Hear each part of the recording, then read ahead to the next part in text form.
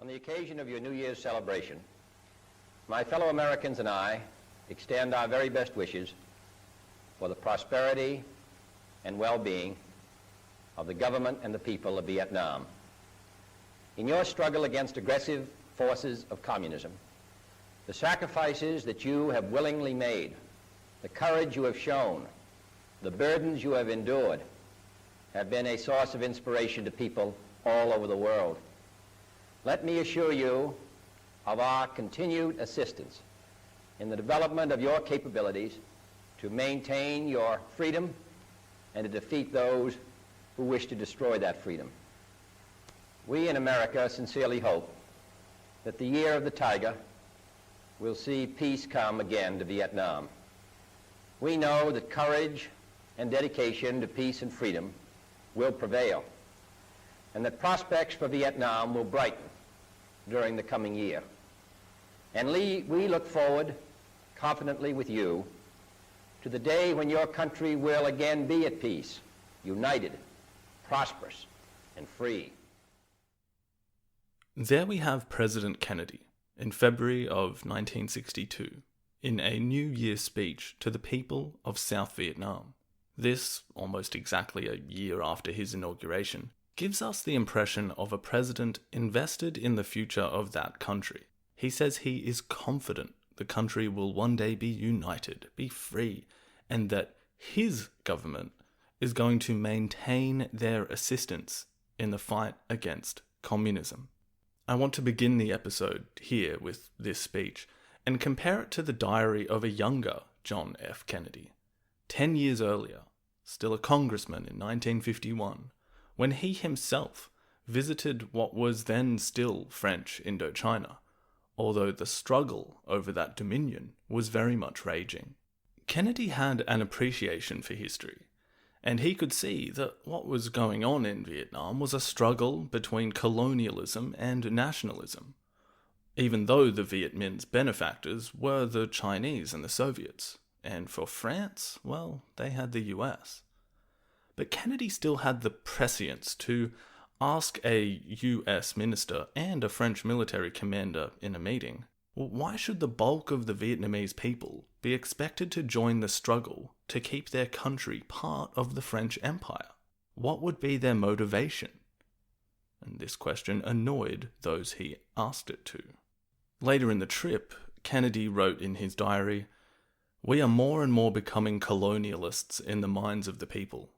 And in a radio address after this tour, he stated that, "In Indochina, we have allied ourselves to the desperate effort of the French regime to hang on to the remnants of an empire, and that there is no broad general support of the native Vietnam government among the people of that area, for it is a puppet government." Now, there have been different eras of history about Kennedy, from the so-called Camelot views of a handsome, brilliant young politician that would have led the world into peace if it weren't for his assassination, to the revisionist view that he was a rather pathetic, sickly, lucky, drug-addicted womanizer, to some kind of accommodation of the two schools in recent decades. But these views don't discount the fact that he was at least smart. He knew what was happening in a doomed French Indochina. He could see the validity of the Viet Minh's nationalism, as opposed to the French colonial vision for that region. He knew that the US was being viewed in similar terms due to their support of the French. And yet, in the years leading to his death, Kennedy will increase the US presence in Vietnam over and over again. So what had changed? And more importantly, is why? This gets to the heart of what historian Frederick Logevall calls the paradox of Vietnam. Why did Kennedy get into a situation in Vietnam that he privately knew might not be crucial to US security? This was someone who didn't take the domino theory that seriously, someone that seemed to know that the US would just represent another big white country seeking to colonize the local area in the eyes of many of its population. And it isn't just him. Kennedy's vice president, Lyndon Johnson, will also travel to Vietnam in the first half of 1961 to report on the situation there. Remember, this is the president whose name will most be associated with the so-called Vietnam War, often even called Johnson's War. He will put the first real combat troops on the ground, he will order the first bombings of Hanoi. But, in a similarly prescient manner, he reflects in a memorandum to Kennedy after his tour in 1961, quote, "We should make clear, in private, that barring an unmistakable and massive invasion of South Vietnam from the north, we have no intention of employing combat US forces in Vietnam or using even naval or air support, which is the first step in that direction. If the Vietnamese government, backed by a 3-year liberal aid program, cannot do this job, then we had better remember the experience of the French, who wound up with several 100,000 men in Vietnam and were still unable to do it. Before we take any such plunge, we had better be sure we are prepared to become bogged down chasing irregulars and guerrillas over the rice fields and jungles of Southeast Asia, while our principal enemies, China and the Soviet Union, stand outside the fray and husband their strength." End quote. Johnson is the guy who will publicly say that No Dinh Diem is like the Churchill of Asia, but will privately say, "Shit man, he's the only boy we got out there." But it goes further back too, before Kennedy, while the Eisenhower administration tried to figure out how they would keep the French afloat in Vietnam. A national intelligence estimate in August of 1954 stated that, quote, "Although it is possible that the French and Vietnamese, even with firm support from the US and other powers, may be able to establish a strong regime in South Vietnam, we believe that the chances for this development are poor, and, moreover, that the situation is more likely to deteriorate progressively over the next year. It is even possible at some time during the next 2 years, the South Vietnam government could be taken over by elements that would seek unification with the North, even at the expense of communist domination. If the scheduled elections are held in 1956, and if the Viet Minh does not prejudice its political prospects, it will almost certainly win." End quote. Vietnam. A dreaded war in the jungles that had already been lost by the French. One of the many journalists who would make a mark during the war, David Halberstam, once reflected on his time reporting on it. Quote, "The problem was trying to cover something every day as news, when in fact the real key was that it was all derivative of the French Indochina War, which is history. So you really should have had a third paragraph in each story which should have said, all of this is shit and none of this means anything, because we are in the same footsteps as the French and we are prisoners of their experience." End quote. So how do we explain this lumbering into one of the most widely acknowledged bad moves of US foreign policy? Can we look at it purely in the containment lens? Does the domino theory explain it all, or the hubris of US experts and military men and presidents? A fear of losing prestige worldwide, domestically, or even in relation to the careers of those who pressed ahead? A kind of tragic, sunk cost fallacy that will cost millions of lives. Trying to get a handle on this is not easy. Thankfully, we've spent hours already looking at the circumstances that have got us this far, necessary details, as it's impossible to answer the question of how the US got so entangled into the potentially foolish endeavour to contain communism in what used to be French Indochina, without knowing about, well, French Indochina. Much of this project has been about internationalizing the conflicts in Vietnam, and that is mostly done in order to lead us to what will happen in Cambodia. The wars in Vietnam, in this show's perspective, are being attempted to be told through, for the majority of the time, a Cambodian lens. But these other parts of the historical hurricane have always required at least some level of explanation, particularly this one, the most crucial weather pattern that will contribute to the devastation in Cambodia. And this is a different variation on that theme. This is something else. This is US involvement in Vietnam.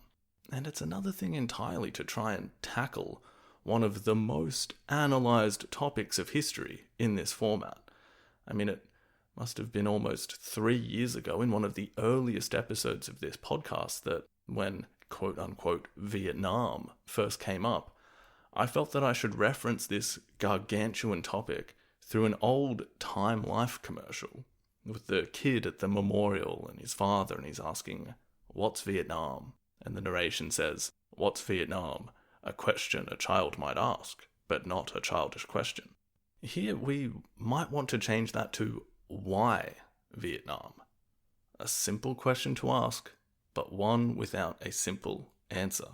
There have been different eras of historiography on this question too, from the orthodox views that were present even before the war itself was over, largely reflecting the anti-war movement and begging the question of the morality and justification of the war, to the revisionists, who tried to place the Vietnam War in context of the Cold War and argued that the US role was necessary to some extent, even if it had not been executed properly. And in the last couple of decades, a new movement in this historical topic to focus on Vietnamese perspectives of the war has emerged.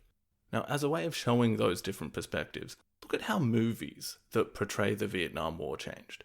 Compare, say, Full Metal Jacket, Apocalypse Now, or Platoon with, say, Rambo 2.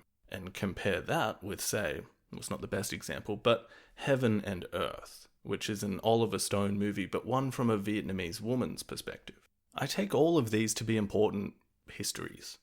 Not the movies, but the different eras of history.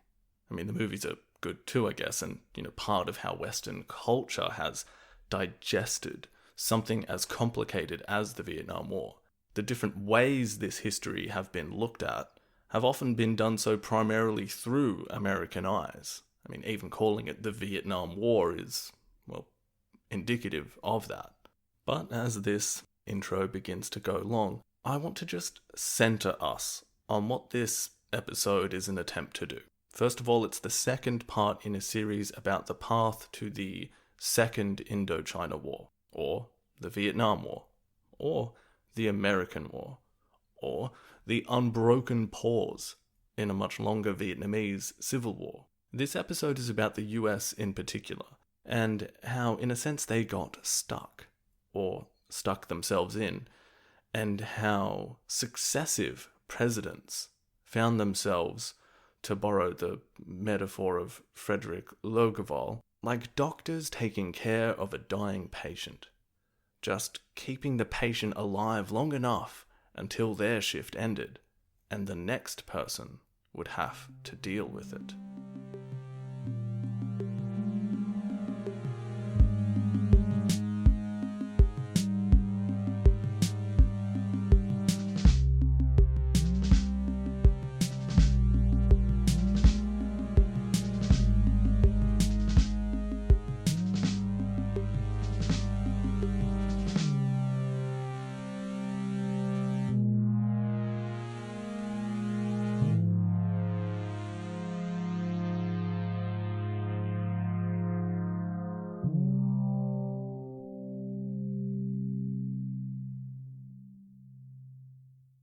Hi everyone, welcome back to In the Shadows of Utopia.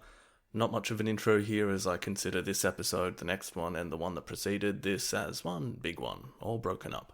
That being said, thank you so much to everyone who supports the show on Patreon and has made donations via PayPal.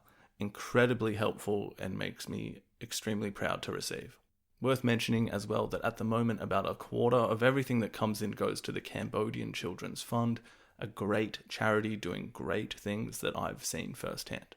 I want to remind everyone as well, if you do like this show, please take the time to leave a review or at least a rating. I read every single one of them. Now, before we get back to exploring the story here, I just want to say again that these sojourns into the areas outside of Cambodian history are done in the spirit of filling in important gaps in an international story that will affect what happens in Cambodia. Necessarily, they lack some of the detail that the Cambodian history portions contain. One of the biggest goals I've had with this project is for someone, once it's over, to read a book about Cambodia or the Khmer Rouge and, well, let's just say that, most serious books on the subject contain a certain level of assumed knowledge. They might just mention something like, Lenin, and you're supposed to know what they are talking about, or Geneva, or Dien Bien Phu, or the Great Leap Forward. So I've always thought that the reason for diving into these other topics, even at a relatively superficial level, has been to just make sure everyone will be on the same page, that everyone has the requisite wider knowledge to fully understand what will happen in Cambodia. As I've said ad nauseum, what happens there should be first and foremost understood through Cambodian history. But the Khmer Rouge nightmare has a lot of other dirty, bloody fingerprints on it. Now, if it sounds like I'm hedging a bit here, it's because, to an extent, I am. One thing about history is the more you learn about it, the more you realize you don't know about it as well. I know enough to know what I don't know. That being said, I'm always conscious of getting the best sources to give you, my dear listener, an accurate and up-to-date understanding of these often complicated themes and events. It's funny, I'm sure many of you listening may have seen the somewhat recent Ken Burns documentary on Vietnam. It's something like 18 hours long, and even that, hailed by many as a kind of masterpiece, is also criticised for not being rounded enough in its depictions or giving enough time to certain events and perspectives. So in this episode, primarily concerned with the US frame, I want to remind people that this is not the only way of looking at what happened, but a necessary part of the series overall.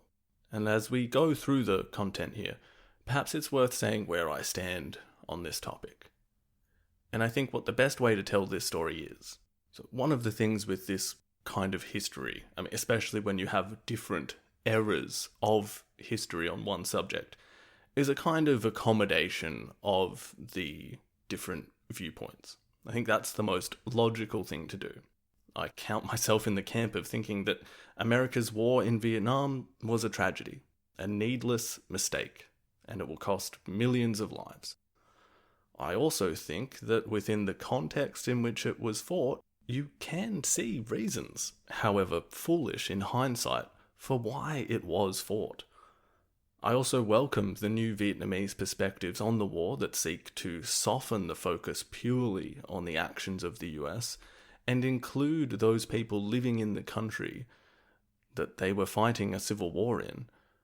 And if we are to open that conversation up to the wider story, the Cambodian story, I similarly count myself as one of those who can ask, well, if there was no American war in Vietnam, would the Khmer Rouge have come to power in the way that they did? That would be unlikely. But to go that extra step and to claim that therefore everything that the Khmer Rouge did was somehow the fault of the US, well, that seems to exclude the decades of history that predated the US being so involved. Where do the French lay in that picture? Where does China, the Vietnamese, or indeed the Cambodians themselves that comprised the Khmer Rouge, when and where do they come into focus? Again, apologies for going on and on here, it's just that I know people get to this part of the story with a certain amount of absorbed perspectives, and while I don't want to undermine that, I feel it's always worth bringing a very wide view to something that is so complicated.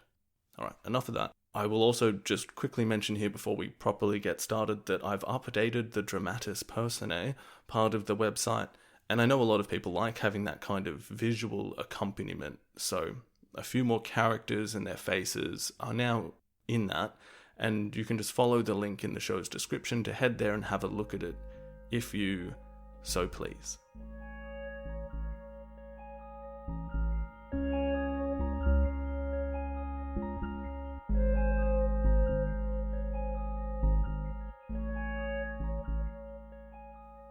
So, something that will often come up, and I see this in discussions of the Khmer Rouge a lot as well, is that people will just kind of say, oh, the Vietnam War? Oh yeah, that started in 1965? And they'll kind of go from there. Likewise in Cambodia, it will often start on the 17th of April, 1975. Like, these things just come out of nowhere.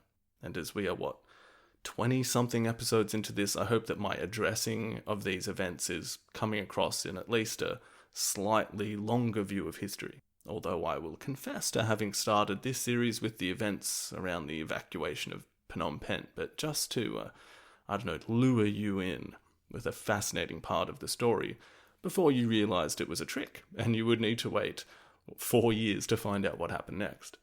Now, wasn't my fault, I should say. I really did think I would have this whole thing finished in about a year. But that endeavour being demonstrably not the case, and now that we're focusing on the US in Vietnam and the region of Southeast Asia now, I think we should at least just have a little recap. I won't go too far back, but I think the Second World War is a good place to start, just to frame what I think are some very crucial years heading into the early 1960s. If you recall, back during the last phase of the Second World War, the OSS, which would eventually become the CIA, was actively helping the Viet Minh against the Japanese. At the end of the war, however, the US sort of turned their back on them as the French re-established control of Indochina. Although nominally opposed to the continuation of colonialism, containment of communism was a higher priority, as was keeping the French happy. By 1950, as the French war with the Viet Minh had escalated, again, the US administration did not recognize Ho Chi Minh's Democratic Republic of Vietnam, and the National Security Council became even more concerned with the spread of communism and containing that spread. This has to be seen in the context of, as we discussed, the view that China had been lost to communism.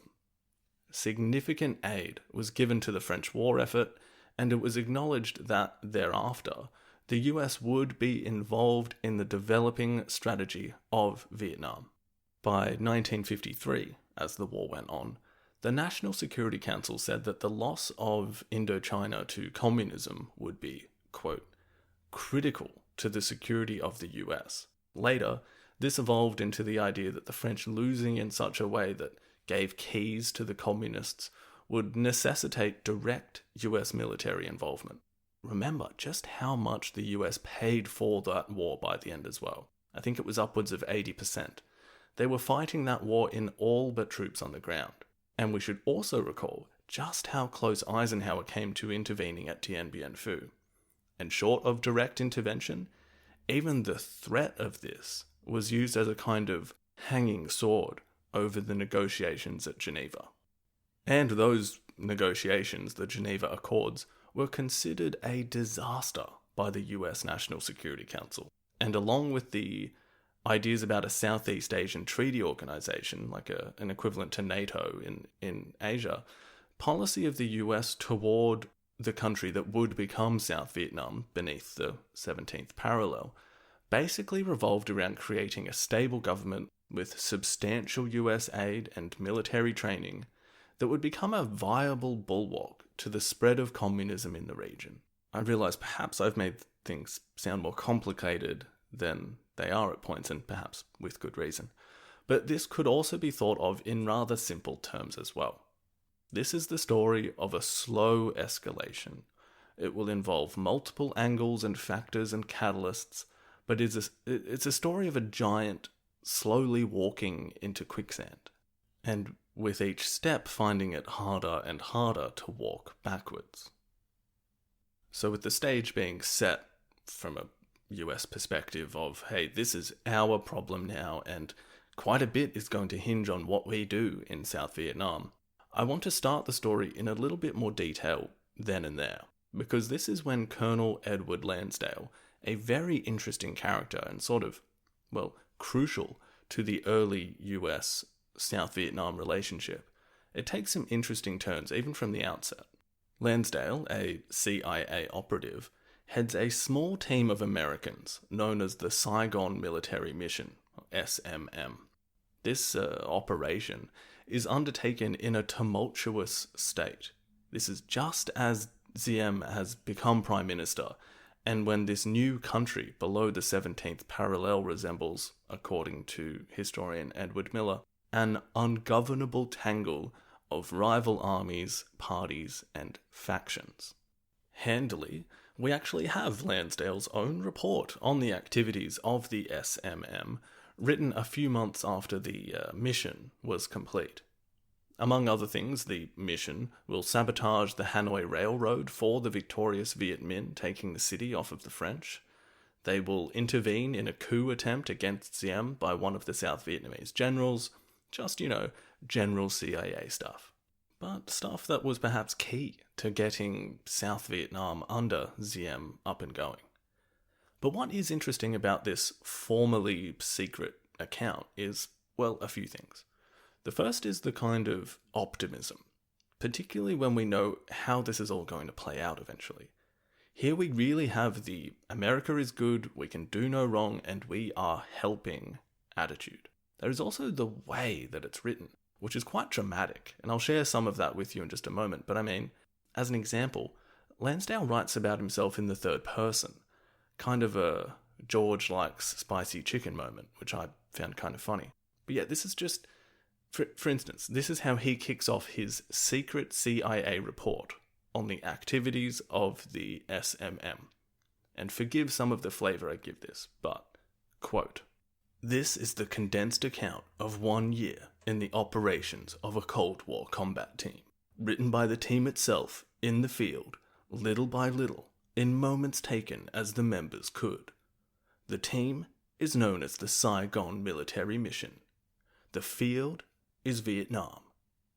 There are other teams in the field: American, French, British, Chinese, Vietnamese, Viet Minh, and others. Each has its own story to tell. This is ours." End quote. Amazing, right? Almost want to put the Law and Order theme song at the end of that, like, each has its own story to tell. This is ours.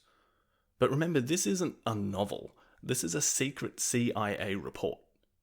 Anyway, skipping ahead a few paragraphs. Quote, "The Saigon military mission received some blows from allies and the enemy in this atmosphere, as we worked to help stabilize the government and to beat the Geneva timetable of communist takeover in the north. However, we did beat the timetable. The government did become stabilized. The Free Vietnamese," he capitalizes free, "are now becoming unified and learning how to cope with the communist enemy. We are thankful that we had a chance to help in this work in a critical area of the world to be positive and constructive in a year of doubt." End quote. So again, here it's very sincere, isn't it? And it does place the CIA team in an important role in the setting up of the South Vietnamese government under Diem, and giving some credence to the idea that, although an oversimplification, the country of South Vietnam was in some measure a creation of the United States, at least in their eyes anyway. Lansdale then goes on to describe a psychological warfare campaign, a PSYOP, where rumours were to be spread about Chinese communist armies having raped girls in a Viet Minh village, intended to stoke fears of Chinese occupation of Vietnam if the Viet Minh had control over the entire country. And the adventures of Edward Lansdale don't end there, but following his SMM mission, he kind of becomes a close confidant of Diem and a vital interlocutor between the regime and the US. But what I hope that little insight into the early days gets across is A, some of the optimism about the project the US was embarking upon, and B, well, this attitude that the Geneva Accords were almost like an annoyance, and that the project simply needed to be get a stable regime in the South. There were doubts here and there that Diem would be the right man at the top of that regime, but after he had established his authority, well, it was easier for policymakers in the US to sort of just go along with him too. Once the Constitution was set in place in 1956, and after the date set for the voting, the Geneva Accords set out, came and went, the US then went about just pouring aid into the South. In that year, 1956, American economic and security assistance totaled around $300 million, which, I don't know, using some rough calculations, is something like $3 billion in 2020's dollars. Most of this is going toward military aid. Again, we see that even though there was some vague talk about needing political solutions to upcoming problems, I think it's something like 78% of the cash being poured in goes to Diem's military budget, and something like 2% goes to things like developing programs in the areas of health, housing, and community development. Now, again, I don't want to put this case out there that no one knew what they were doing and it was all a bit, yeah, I guess so. Yes, both Diem and the US were focusing more on creating a strong military presence first and foremost to ward off the potential for North Vietnamese invasion, as well as potential insurgency from communist forces in the south. So, sure, let's modernize the army. They create what was known as the Army of the Republic of Vietnam, ARVN, and under a Lieutenant General Sam Williams, Hangin' Sam, as he was known to be a bit of a hard-ass, this effort was going to be undertaken. Now, Logevall characterizes Hangin' Sam as someone who was a keen student of guerrilla warfare, who realized that the whole backbone of guerrilla tactics was having the backing of a large amount of the civilian population, aside from getting their weapons and supplies from outside powers that were friendly to that cause. Hangin' Sam knew that small, disciplined guerrilla units could tie down much larger conventional forces. He therefore reasoned that in order to defeat a guerrilla force, a superior military is not all that you need. You have to have the people on your side. You have to combat the ideas that the guerrillas are telling them. And, I mean, we can consider this as a kind of holistic approach. And if you're unable to cut off the supplies from outside powers to those guerrillas, well, then no lasting victory will come. It's pretty clever, right? Sure. Except, he also seems quite unable to follow his own advice. He downplays reports of ARVN corruption and evidence that the army was exploiting the very people who they were trying to get to support them, and he also just kind of didn't predict that a southern guerrilla threat would really be the most pressing worry. He was sure that it would be a massive conventional invasion from the North Vietnamese. He therefore advised Diem to simply bolster conventional forces and not to worry too much about the political reforms. The threat is North Vietnam, rather than those in the south who might turn against you. Advice that won't turn out very helpful. But hopes were that it could work out. And Diem was going to start getting a lot of support from the US, even the US media and public, as this kind of glowing example of a patriot of freedom, particularly after he visits the US in 1957. President Eisenhower waits at Washington National Airport for the arrival of his own plane, Columbine III, with a highly prized visitor, President Diem of South Vietnam. Diem is only the second visitor the president has gone to meet on arrival. King Saud was the first. The president personally escorts the Vietnamese leader on the traditional review of the honor guard. The red carpet extends all the way to the heart of the capital. Official Washington highly regards this able anti-communist leader who brought his country out of near chaos. Unofficial Washington stands on the sidelines to give its greeting. Diem arrives in Washington on the 8th of May, 1957, to something similar to a hero's welcome. Eisenhower greets him at the airport, which was a rarity. There were crowds watching the motorcade, military bands. Eisenhower says to him in front of the press, "You have exemplified in your part of the world patriotism of the highest order." And for me, this visit marks this shift between, well, there's always just a few doubts in the background of policymakers and the CIA and those in the know about the prospect of Diem's regime. But this visit highlights the shift into, this is our guy, in a very public manner. The Eisenhower administration is making it clear that they have an investment in South Vietnam to the wider government as well as to the American people. There was a kind of, I guess you could say, lobby group called the American Friends of Vietnam, who in my readings for this, it seems that in the past kind of eras of history on this topic, perhaps their influence may have been overstated, but there is certainly what I guess we could term interested parties who are seeking to project an image of the South Vietnamese leader and of the situation in South Vietnam generally as of deep importance to the US.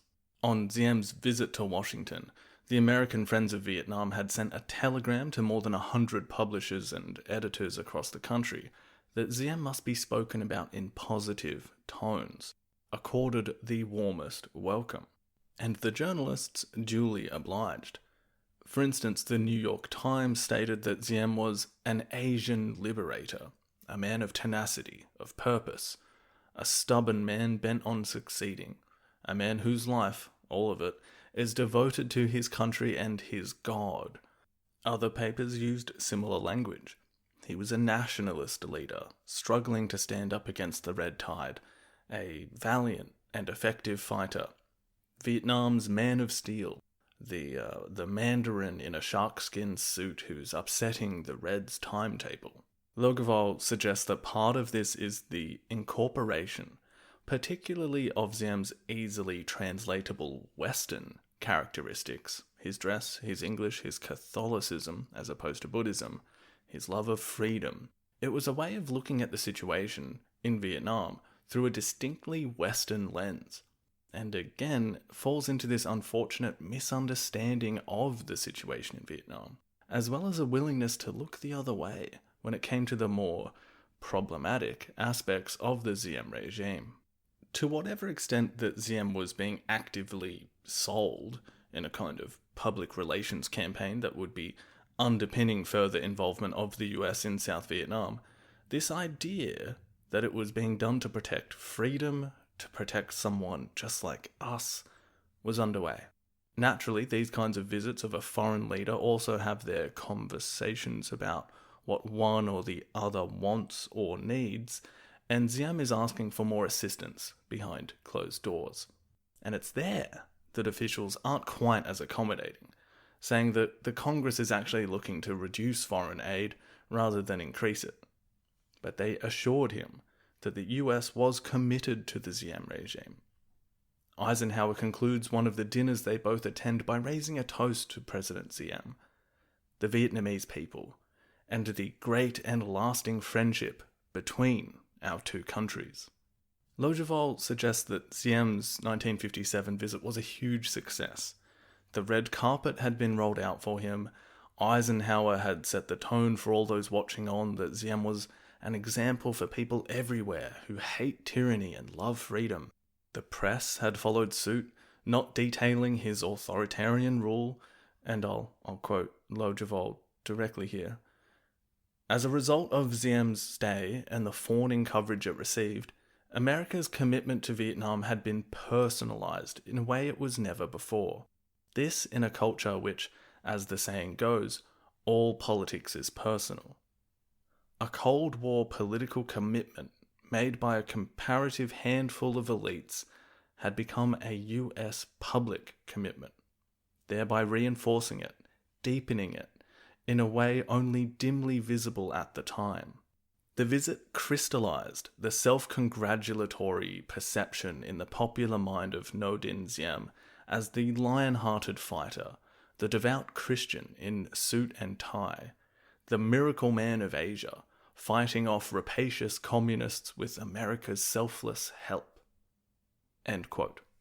This is occurring just 2 years after a special envoy to South Vietnam, a General J. Lawton Collins, had come back and expressed the view that, quote, it would be a major error in judgment to continue support a man, Diem, who has demonstrated such a marked inability to understand the political, economic, and military problems associated with Vietnam, end quote.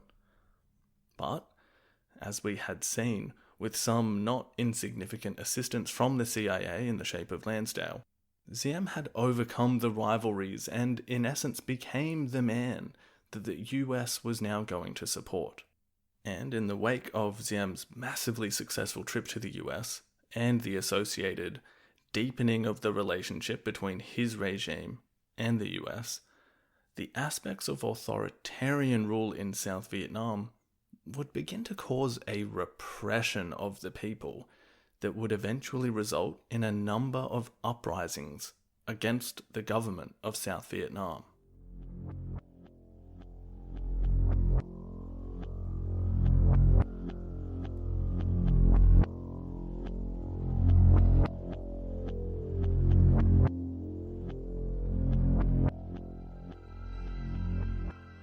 You may recall from the last episode when we discussed the early years of the new South Vietnamese state that not only had Diem accorded himself enough provisos and constitutional amendments to ensure that he could essentially rule via decree, but that his government had also begun to resemble a nepotistic oligarchy.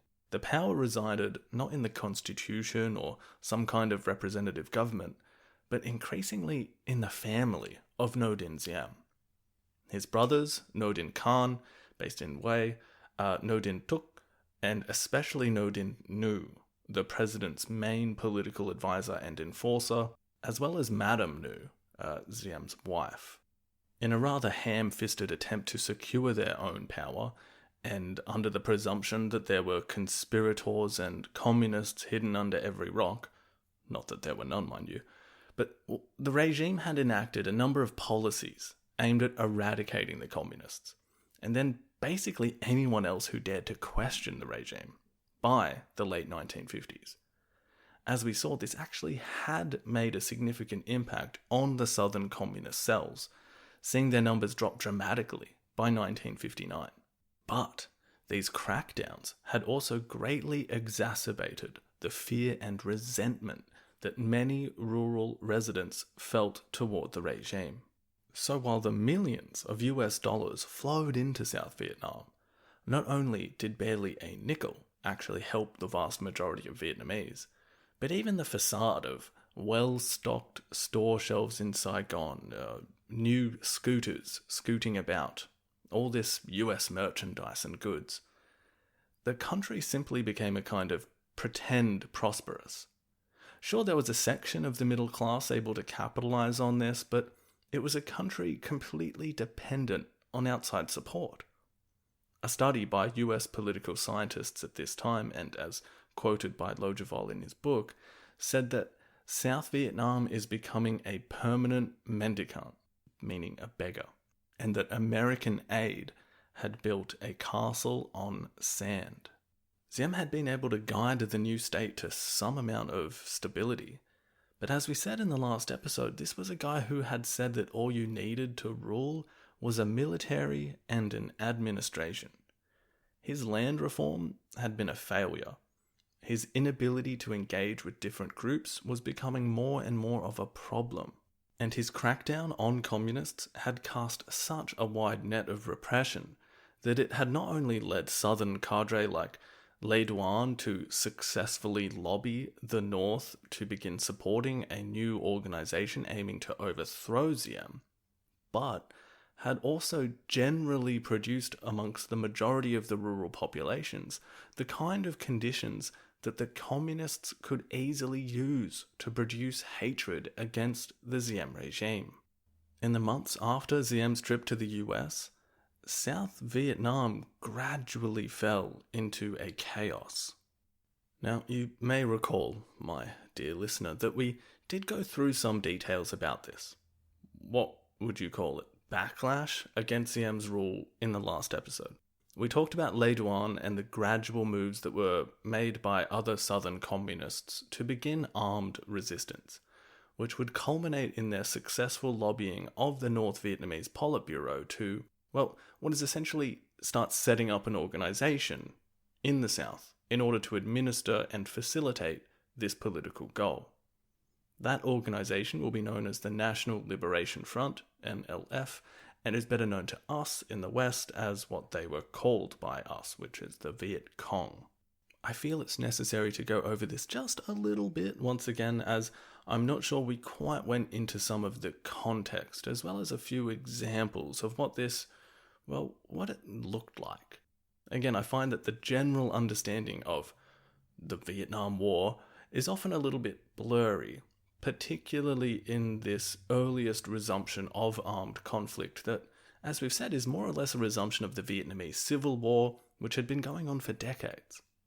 Remember, this is not quite as simple as saying that the North Vietnamese invaded the South and then they began fighting. Nor is it as simple as saying that there was a spontaneous uprising against the puppet regime of Diem and the US. As with much of the details here, it was a kind of gradual escalation. And that escalation, before it was coming from the US, was coming from Vietnamese living in the South that were reacting to increasingly authoritarian rule.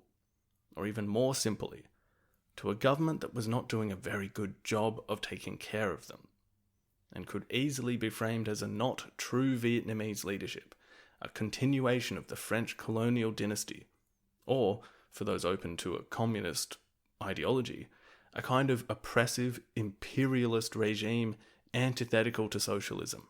So yeah, I want to set the scene and then go into some examples of how this earliest stage of the Second Indochina War would be carried out.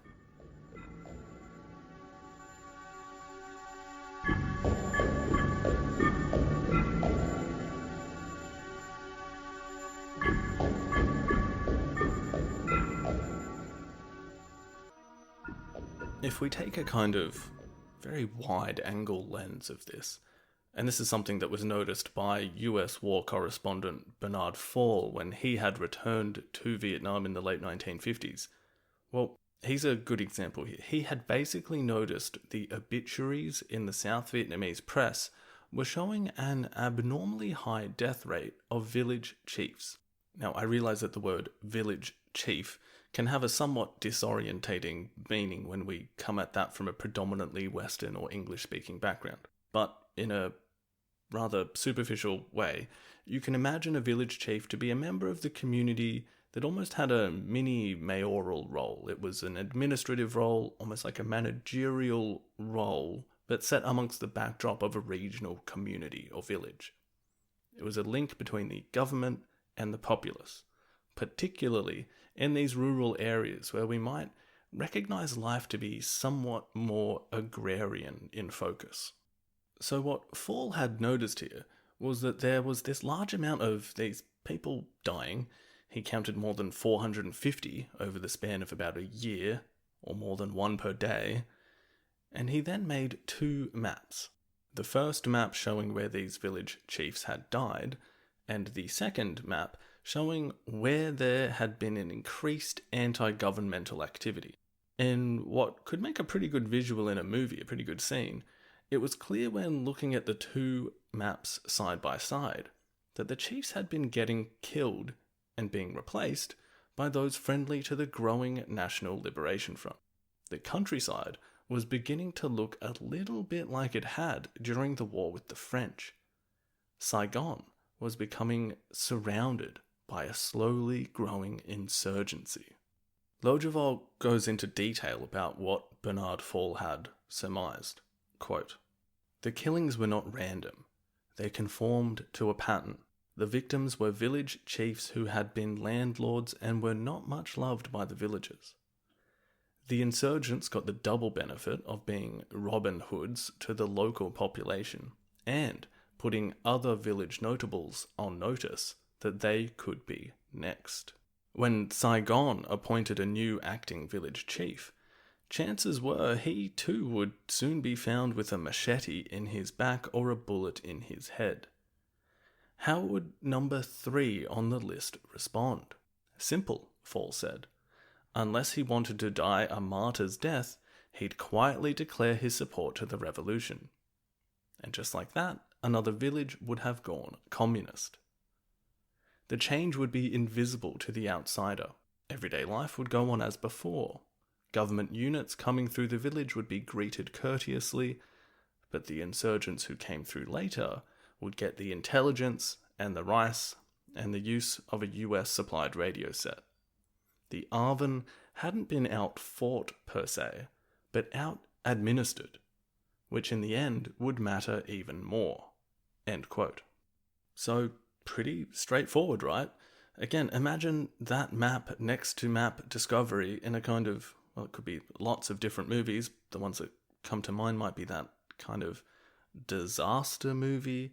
You know, a classic trope being the scientist or the journalist or some kind of expert who, late one night or whatever it might be, makes this startling discovery. They no doubt have an ex-wife or an estranged child or something like that which will be relevant to the plot. But in the meantime, they take their discovery to the, mayor or some kind of authority, or the president, and their discovery is brushed off for some reason or another. Oh, you're crazy. Do you know how damaging it would be if something like this got out? We don't want to start a panic. These kinds of things. In this case, Fall does take his theory to a South Vietnamese minister, and in some vague similarity to how this might play out in a movie, the conversation went something like this. Your Excellency, you are in trouble in Vietnam. Do you know that? Fall asks the minister. The minister replies, Yes, I know that. And Fall says, Well, did you tell President Diem? And the minister replies, Nobody can tell President Diem we are in trouble. He believes we are doing fine. Well, do the Americans know? The minister shakes his head. I don't think so.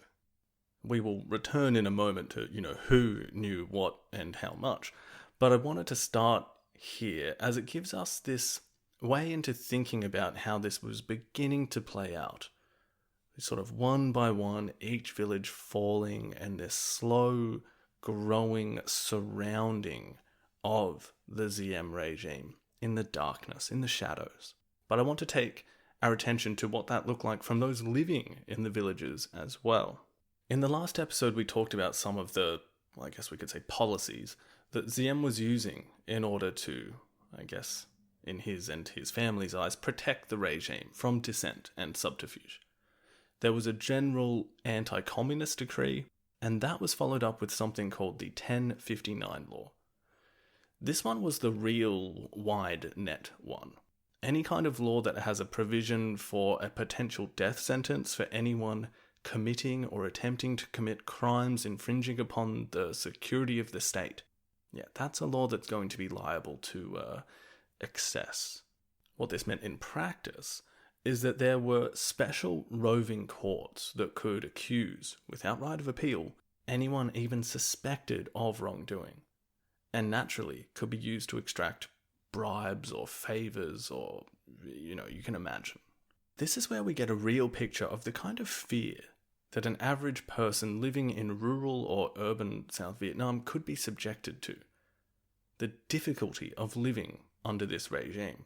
You're just trying to live your life when some official of some description comes up and threatens life in prison or death if you don't play along in some capacity.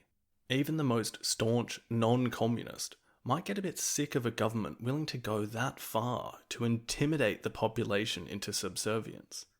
Again, something designed to completely weed out communism inadvertently sows the seeds for more resentment of the government and a willingness for someone to do something, to force some kind of change in that direction. One resident of Mai Tho province, who apparently had no connection to the revolution before the 1059 rule, said that because the Diem regime was so willing to kill people in this arbitrary way, well, it blew life into the anti-government movement and led to renewed fighting. It was around this time too that the relocation of peasants into these kinds of fortified areas where they were cut off from their previous village just to ensure that they would not be easily courted by the insurgents was resurrected.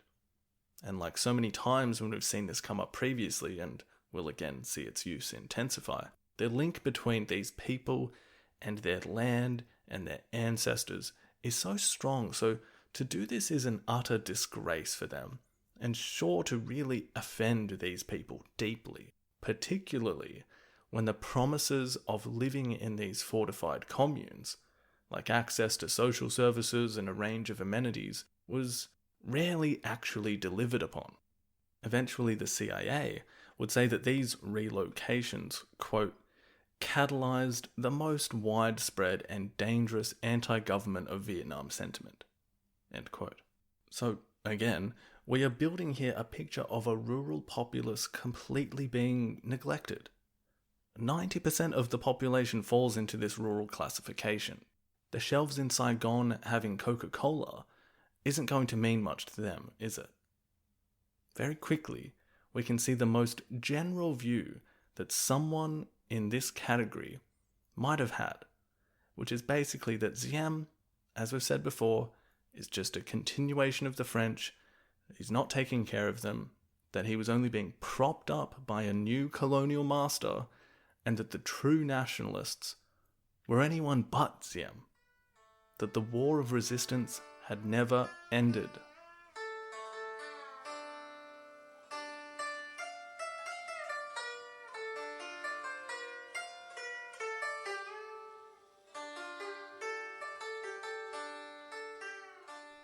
As the anti-Diem resistance became more organised under the banner of the National Liberation Front, as more capable cadres made their way south, many of those who fought in the Viet Minh and had experience doing, well, what was going to function really as the same thing again, the insurgency itself ramped up too.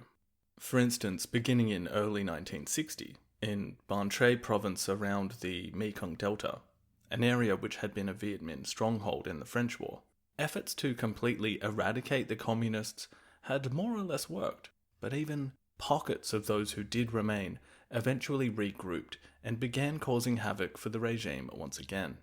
Nguyen Thai Dinh, a widow whose husband had died at Paola Condor, the prison that I think we mentioned way back.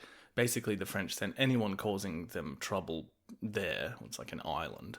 Many Viet Minh would come out of this island prison quite hardened to the cause, and some Khmer were sent there too and have similar experiences. I believe it was one of the monks associated with the Umbrella Revolt who ended up dying in prison there, and basically becoming a martyr for the independence movement. But in any case, Nguyen Thi Dinh became a fierce revolutionary, and managed to rally support by organising protests and instructing women on how to confront government troops. Lojevol states, quote, she taught them signals for when to disperse and when to stand their ground in the village square. She pleaded for weapons, and when told none were available, proceeded anyway, with plans to stage an uprising in the province. Launched in January of 1960, this carefully coordinated series of insurrections achieved considerable success as insurgents seized isolated posts and captured local leaders. Some of the officials were executed, others were set free after being warned. End quote. Their activities even included storming one of the fortified areas in which peasants had been relocated into, destroying it with the help of those who had been moved there. This would eventually prompt a response by Diem's troops, but any land lost in this manner could only be regained with death and destruction. And that comes across in the, kind of standard view we might have absorbed about this part of the conflict. Indeed, maybe even generally about the so-called Vietnam War. Very much a kind of admirable, valiant effort. But it would be naive to talk about most wars in terms of good versus bad kind of framing. It's always about achieving certain aims and doing that in the most efficient way. But just like the war with the French, it was not as if the Viet Minh did not also resort to, what would we call it, the dark arts of insurgency. So if we were to compare the somewhat, the more typically patriotic valence that we get from, say, Madame Dinh there in that example in the Mekong Delta, let's have a look at an account by a poor farmer who was actually living just adjacent to Ban Tre, where Madame Dinh's engaging in this insurgency was taking place. So what is essentially just a different view of roughly the same events. This source is taken from Edward Miller's very handy set of primary sources about the Vietnam War, and it's worth mentioning that this particular farmer and his interview in describing what the insurgency looked like in practice at this time Well, he also became a party member after he had participated in the events that he describes, but the interview itself, in which he recalls these events, was conducted around 7 years afterwards, and importantly, once he had defected back to the South Vietnamese government from the NLF. So there is a certain amount of bias that may or may not be there, as well as a potential that he was trying to distance himself from the activities in question. But either way, as Miller suggests, this source provides a fascinating glimpse into how the revolutionaries used persuasion and compulsion in order to enlist rural residents into the movement. Okay, with those caveats in place, it begins like this, quote, "The front started to operate secretly in my hamlet beginning in February of 1960. At first, the secret guerrillas carried out armed propaganda activities in the hamlet at night. They went to the houses of the family group heads and the hamlet chief and took them away for 1 or 2 hours to propagandize them. When they entered the houses of these officials to arrest them, only those with genuine rifles came in. Those with fake rifles stood outside. The people who were arrested and their families couldn't distinguish between the real and fake rifles. The family would be frightened and unwittingly make propaganda for the front by telling other people how the front was more powerful than it actually was." End quote. So he's basically saying that they were able to, make themselves look bigger than they were in order to project this image of power onto the rural populace. And I might just paraphrase the next part, where he basically says, apart from propaganda, the cadres also collected money, but they would come at night and say, turn off all the lights, and they would request donations. But they would have studied each family first to determine how much they should be giving. They would say it was voluntary, but the families would not refuse. They would also hang banners around, post up slogans, and give out leaflets. They would continue collecting money as well, at least a few times. And not only did this give them, financial aid, but it was also making it so whoever was contributing was also committing an illegal act in the eyes of the government, making them guilty by association, particularly in light of the 1059 decree that we talked about. So naturally the people contributing might also feel that they needed to lean toward the front for protection as well going forward. Basically like putting someone's fingerprints on the scene and saying, well, you are part of this now, whether you like it or not. He comments about how the villagers were frightened from both sides, but they could see how easily the NLF was operating. And then he goes on to describe what happened in his hamlet when the actual armed uprisings began as well.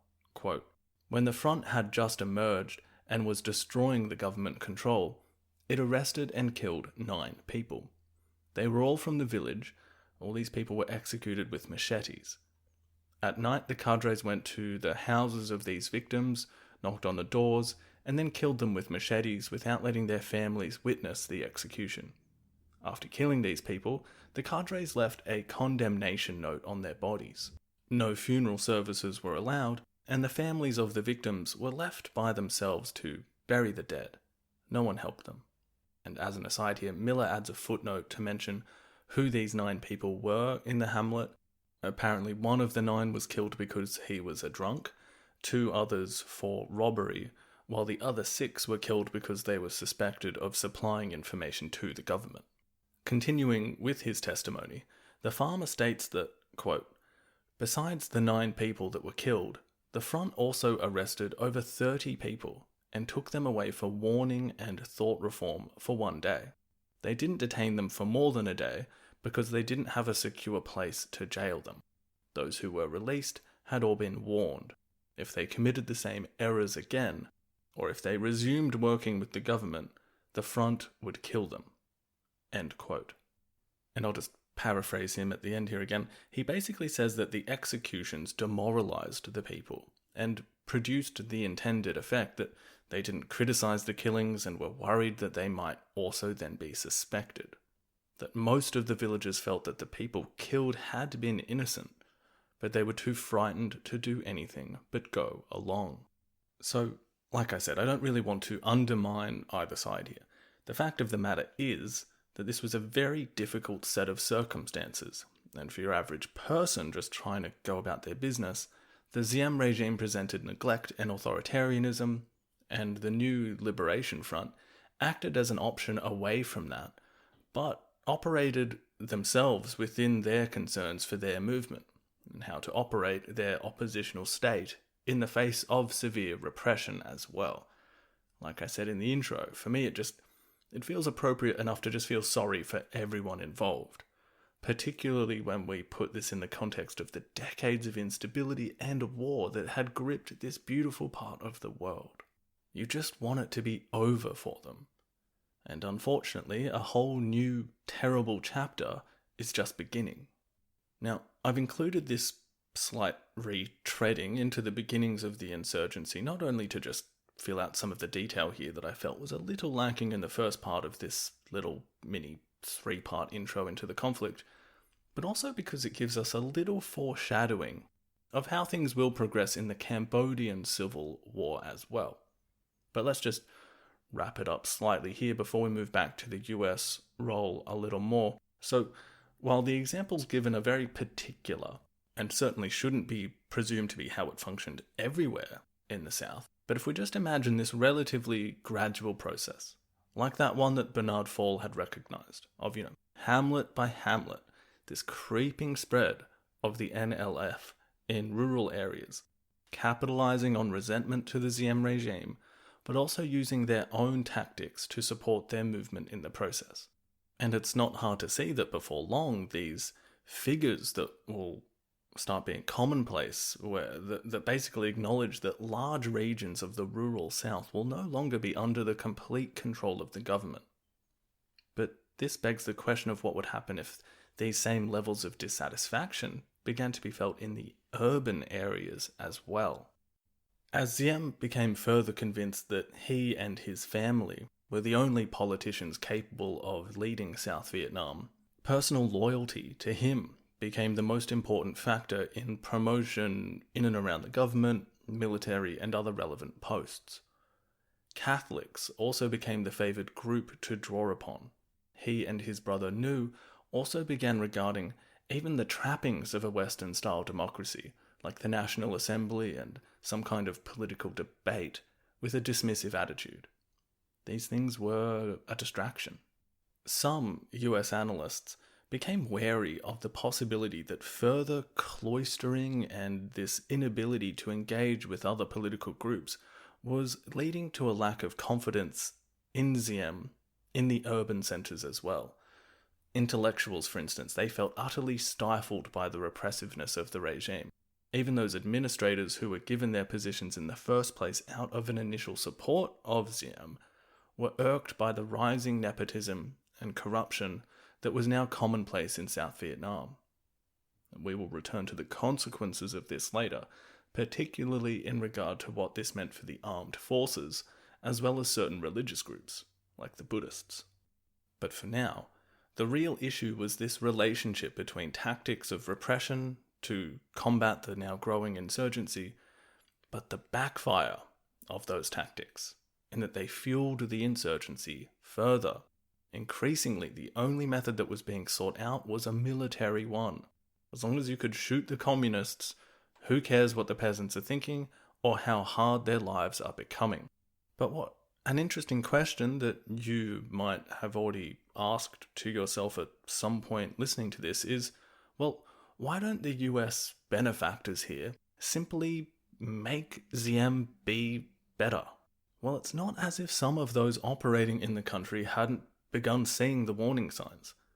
One of those who was trying to bring these warning signs to attention was Ambassador Durbro. He was saying that the miracle of the Diem regime was increasingly becoming a mirage, and his thoughts were echoed by some in the military and CIA.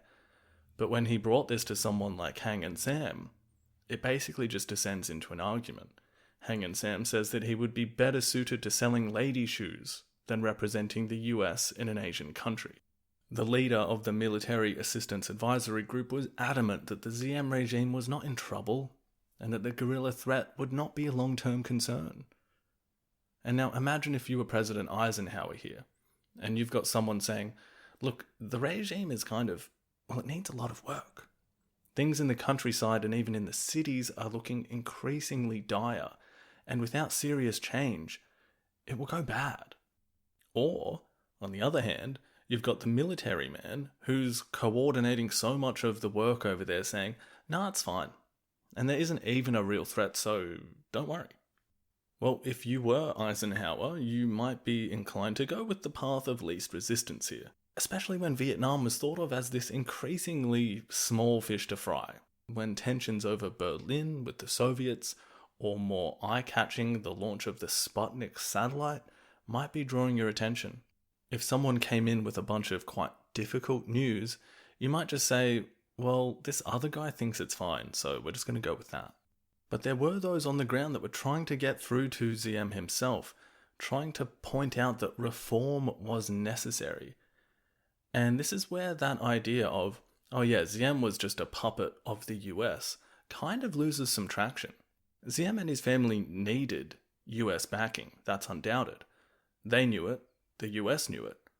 But the new family hated how much they needed that assistance. They truly did see themselves as genuine nationalists and deeply resented the tag of puppet. They kind of thought that the Americans just didn't really get it. They didn't understand Vietnam.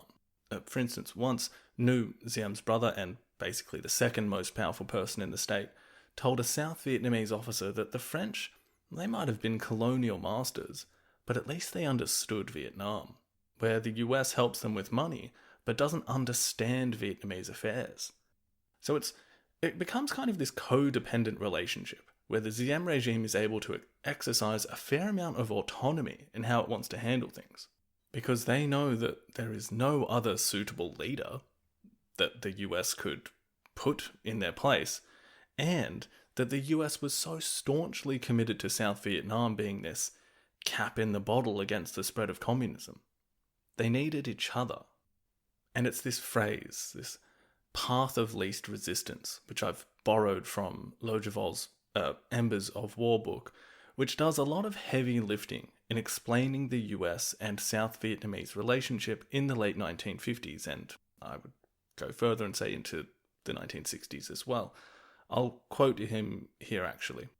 America's Vietnam planners chose once again to travel the familiar and easy and well-trod course, the course of least immediate resistance. They had opted to forge ahead and hope for the best, rather than face the unpleasant task of initiating a fundamental change in policy. Never blind to the obstacles standing in their way, US decision-makers through the decade of the 1950s stayed firm in their commitment to thwart Ho Chi Minh's revolutionary ambitions. Even if the odds for success were long, it was always safer, easier in domestic political as well as geopolitical terms to soldier on, to muddle through, especially given that for America, the superpower colossus, the Saigon commitment remained small in both material and manpower terms. Diem, for all his deficiencies, had beaten the odds before. Perhaps he could do so again. End quote.